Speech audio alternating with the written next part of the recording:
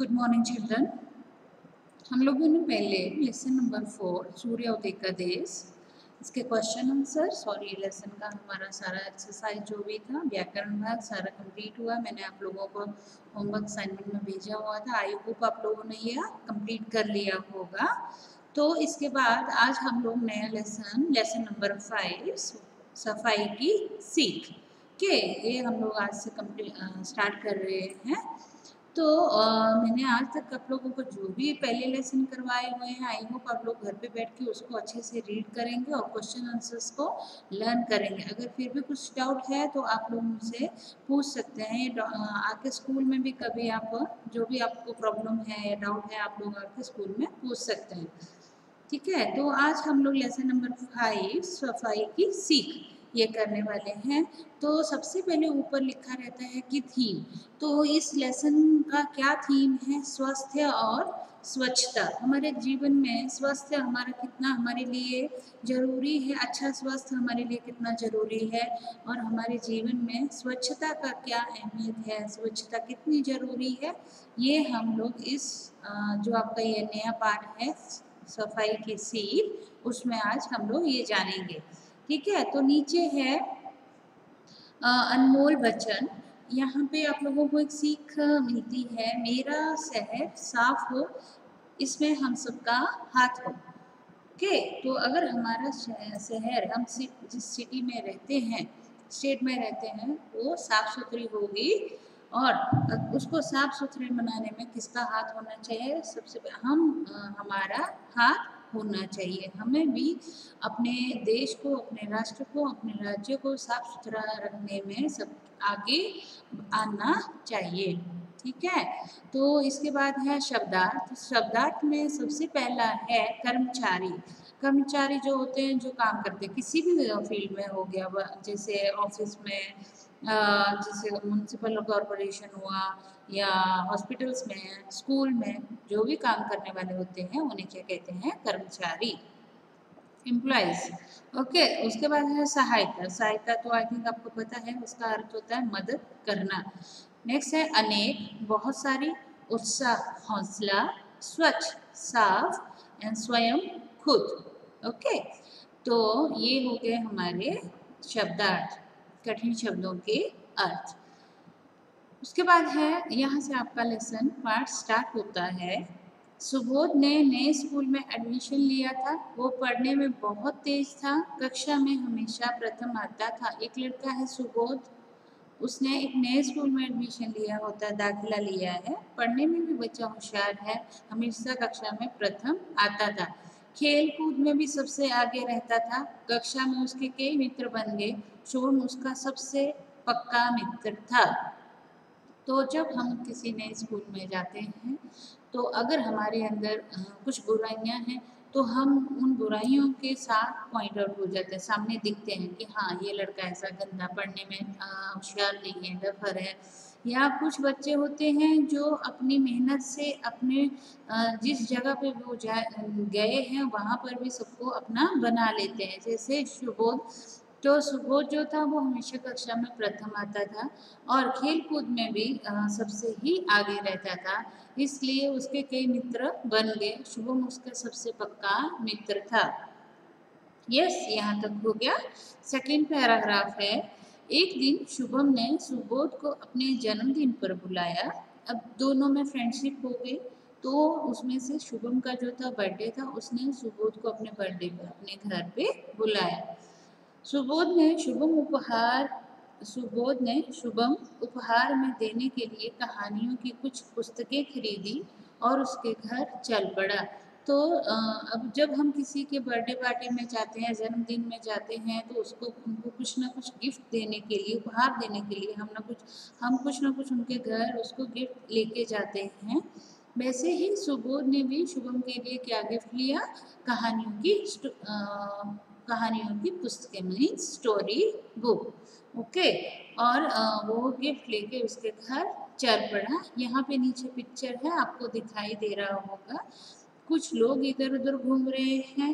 एक बच्चा एक गिफ्ट लेके जा रहा है और साइड में क्या है, कचरे का डब्बा पड़ा हुआ है, डस्टबिन है, लेकिन कचरा जो है वो कहाँ पर है, रोड के सारे डस्टबिन के आजू बाजू सब जगह गिरा हुआ है। तो नेक्स्ट है, जैसे ही सुबह शुभम की गली में पहुंचा, उसके ऊपर केले का छिलका आ गिरा। ठीक है, जैसे ही सुबह जो था वो शुभम की गली में पहुंचा तो चलते चलते उसके ऊपर क्या हुआ, एक केले का छिलका आकर गिरा। ओह, ना जाने किसने सड़क पर ये छिलका फेंका है।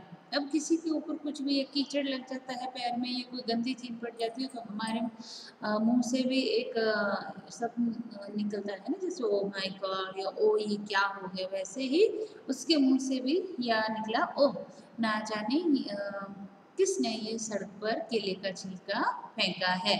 सुबोध ने मन में कहा। उसने छिलका उठाया और इधर उधर देखा। कुछ दूरी पर उसे एक कूड़ेदान दिखाई दिया। उसने छिलका उसमें डाल दिया।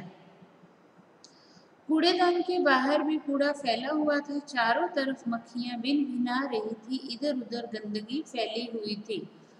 तो कुछ ही दूर जाने पर उसको क्या दिखा, मैंने कहा ना साइड में आपको एक कूड़ादान दिख रहा है, हाँ, तो वही कुछ दूर चलने पर सुबोध को वो कूड़ादान दिखाई दिया।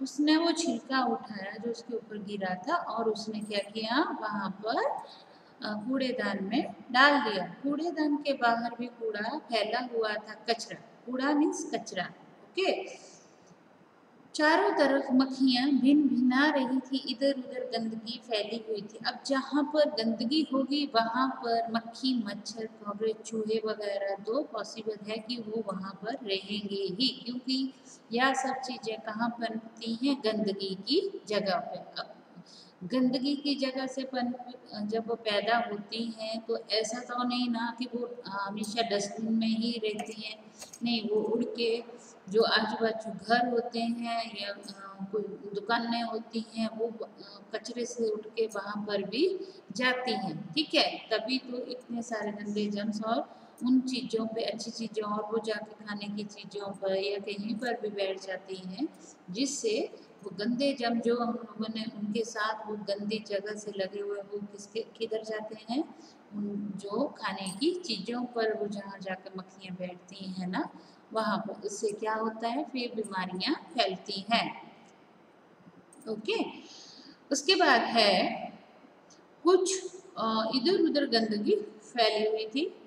नेक्स्ट है, कुछ और आगे बढ़ा तो सुबोध को तेज बदबू आई। उसने नाक पर रुमाल रखा। उसने देखा कि नालियों में कूड़ा जमा होने से पानी रुका हुआ है। अब गंदगी जो है, अभी डस्टबिन लोग इधर उधर कचरा फेंक देते हैं, वो गंदगी जाती, ऐसे तो नहीं एक ही जगह पे रहेगी। अगर आस पास कुछ नालियाँ हैं या नाला है तो वो गंदगी कहाँ जाती है, नालियों में जाती है और फिर वो इकट्ठी होती होती ऐसे ब्लॉक के जैसे होता है ना, वैसे हो जाता है। फिर उससे क्या होता है, एकदम गंदी स्मेल पड़ती है, वहाँ से निकलना भी मुश्किल हो जाता है। तो वैसे ही शुभम की गली का हाल था। उसने देखा कि नालियों में कूड़ा जमा होने से पानी रुका हुआ है, इसी पानी से बदबू आ रही है। सुबोध नाक पर रुमाल रखकर शुभम के घर पहुंचा। वहां शुभम के और भी मित्र आए हुए थे। उसने सुबोध को अपनी मम्मी और पापा जी से मिलाया। ठीक है, ऐसा तैसा करके वो सुबोध जो था वो शुभम के घर पे पहुंचा और वहां पे जाके देखता है तो शुभम के और भी बहुत सारे फ्रेंड आए होते हैं क्योंकि उसकी बर्थडे पार्टी होती है। फिर शुभम ने अपने मम्मी पापा से सुबोध को मिलाया। ठीक है, शुभम की दादी बीमार थी। सुबोध उनसे भी मिला। मेज पर खाने की चीजें रखी हुई थी जिन पर बार बार मक्खियां आ जाती थी। सुबोध ने शुभम से कहा, शुभम, तुम्हारे मोहल्ले में इतनी गंदगी क्यों है?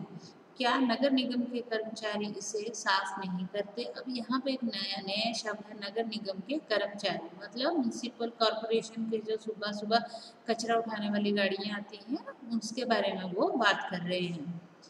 शुभम की माँ ने कहा तो शुभम की माँ ने सुबोध को आंसर दिया, बेटा, नगर निगम की गाड़ी आती है, जगह जगह कूड़ेदान भी हैं, पर कुछ लोग उनमें कूड़ा नहीं डालते। वे कूड़ा सड़क पर ही इधर उधर फेंक देते हैं, इसलिए यहाँ गंदगी रहती है। अगले दिन सुबोध ने स्कूल में अपने अध्यापक जी को यह बात बताई। उसने कहा, इतनी गंदगी से तो वहाँ बीमारियाँ फैल जाएंगी। अध्यापक जी ने कहा, तुम ठीक कहते हो सुबोध, गंदगी से अनेक बीमारियाँ हो जाती हैं। नगर निगम का काम नगर को स्वच्छ रखना है, पर हमें भी नगर निगम की सहायता करनी चाहिए। एक दिन हम शुभम के मोहल्ले में चलेंगे और सफाई करेंगे।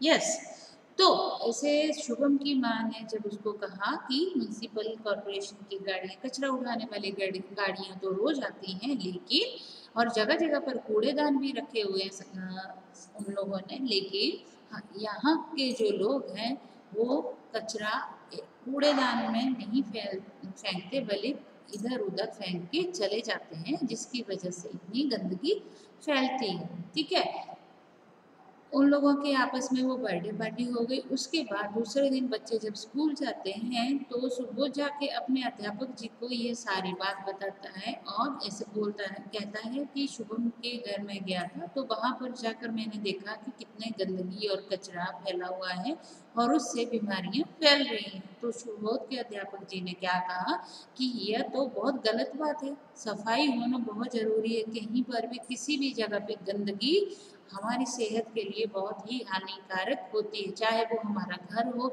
चाहे हमारा राज्य हो जिसमें हम लोग रहते हैं, या सिटी हो, मोहल्ला हो, या हमारा देश हो। ओके, इसके लिए ही ये हमारे भारत देश में इतनी गंदगी होने के कारण ही हमारे जो माननीय प्रधानमंत्री जी हैं उन्होंने स्वच्छ भारत अभियान भी चलाया हुआ है। उसमें कुछ लोग बढ़ चढ़कर हिस्सा लेते हैं, लेकिन कुछ लोग जो होते हैं वो एक दिन हिस्सा लेने के बाद दूसरे दिन फिर से वही काम करने स्टार्ट हो जाते हैं कि जाना और कचरे की एक लेना, कचरा लेना, थैली में बांधना। ऐसा नहीं कि उसको प्रॉपरली डस्टबिन में डालें, ऊपर से जो ढक्कन होता है वो भी रखें, भाई आके हाथ तो धोने ही हैं। अब आप कचरा रखने गए हो तो कचरा रखने के बाद हाथ तो धोने ही हैं, तो उसको अगर प्रॉपरली आप डस्टबिन में डालते हो फिर आके हाथ धोते हो तो इससे तो आपका फ़ायदा ही है ना। इसलिए हमेशा आप जब भी कभी कचरा फेंकने को जाओ तो उसके प्रॉपरली डस्टबिन में फेंको, ठीक है, और टाइट करके अच्छे जो कैरी प्लास्टिक बैग रहते हैं उसमें फिर आके हाथ धो लो, वो आपके लिए सही है। इसी प्रकार अगर हम अपनी तरफ से एक पहल करते हैं सफाई की तो हमें देख के दो और लोग आगे बढ़ेंगे। इसलिए सबसे पहले हम शुरुआत हमें अपने आप से करनी चाहिए, ना कि दूसरों को बोलना चाहिए। यस, इसके बाद है नेक्स्ट है, रविवार को सभी शुभम के मोहल्ले में गए। सबने सड़क पर झाड़ू लगाकर कूड़ा इकट्ठा किया, नालियों की सफाई की, नालियों में मक्खी मच्छर मारने वाली दवा डाली, कूड़ेदान पर ढक्कन रखा। मोहल्ले के लोग घरों से बाहर आकर निकलकर उन्हें देखने लगे। बच्चों में बहुत उत्साह था, उन्होंने देखते ही देखते पूरा मोहल्ला साफ कर दिया। अब जैसे अध्यापक और बच्चों का तय हुआ था कि हम लोग रविवार के दिन संडे को जाके वहाँ पर पूरे उस नगर की सफाई करेंगे, तो सारे बच्चों ने मिलजुल कर उस स्वच्छता अभियान में हिस्सा लिया। सब ने कूड़ा सारा साफ किया, नालियाँ साफ की। तो इस प्रकार वहाँ के लोग भी घर से बाहर आके देखने लगे कि इतने इतने छोटे छोटे बच्चे जो है वो साफ सफाई कर रहे हैं। हमारे मोहल्ले में आके हमने जो कचरा फेंका हुआ है उसे दूसरे बच्चे छोटे आके साफ कर रहे हैं। अध्यापक जी ने मोहल्ले के लोगों को समझाया कि वे घर का कूड़ा कूड़ेदान में ही डालें, अपने घर के आसपास की सफाई रखें, क्योंकि गंदगी से बीमारियां फैलती हैं। उन्होंने कहा, स्कूल के बच्चे हर रविवार को यहाँ आया करेंगे, वे आपके मोहल्ले की सफाई करेंगे, आप भी इस काम में उनकी सहायता करें। फिर अध्यापक जी ने लोगों को समझाया, आज जो लोग खड़े हैं उनको समझाया कि घर का कूड़ा कूड़ेदान में ही डालें, इधर उधर बाहर उसको डस्टबिन के बाहर नहीं फेंके, क्योंकि अपने घर की अगर आप अपने घर के आसपास की सफाई रखेंगे तो उससे गंदगी नहीं फैलेगी, और गंदगी नहीं फैलेगी तो बीमारियां पैदा नहीं होंगी।